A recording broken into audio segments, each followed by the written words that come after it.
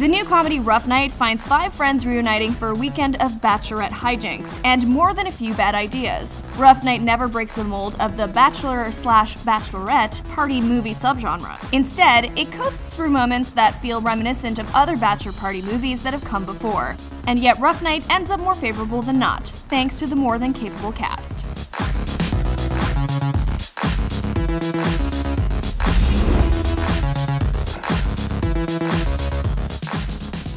Johansson is at the center of things as the bride-to-be, with McKinnon, Zoë Kravitz, Ilana Glazer, and Jillian Bell as the rest of her bachelorette party troupe. While the actresses make their characters believable, they are not given the most fleshed out of personalities to portray.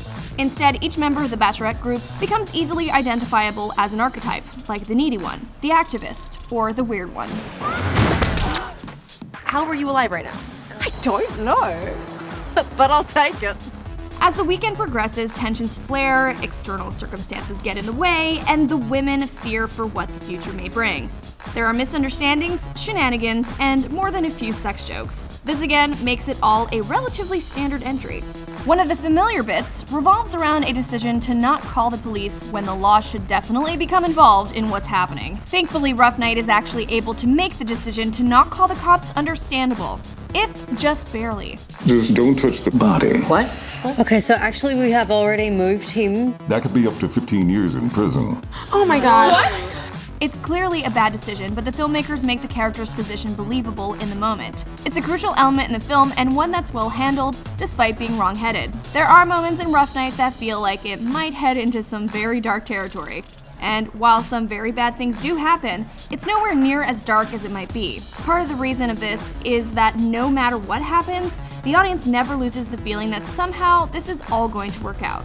While definitely R-rated, Rough Night regularly seems to pull back from a sense of promised raunchiness. Foul humor isn't completely absent, but the movie doesn't insist on repeatedly going after it either. However, what the movie succeeds at is generating enough laughs that you won't feel your time has been wasted sitting through this particular rough night. Did anybody see me fall? Everybody stop. Alice, you fell! As a whole, Rough Night fails to stand out as being either good or bad. Things at the bachelorette party do get crazy, but it's all places other movies have gone before.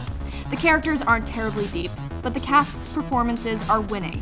Rough Night is perhaps a lot like one of these parties. It might not be the best time ever, but you'll still remember it fondly.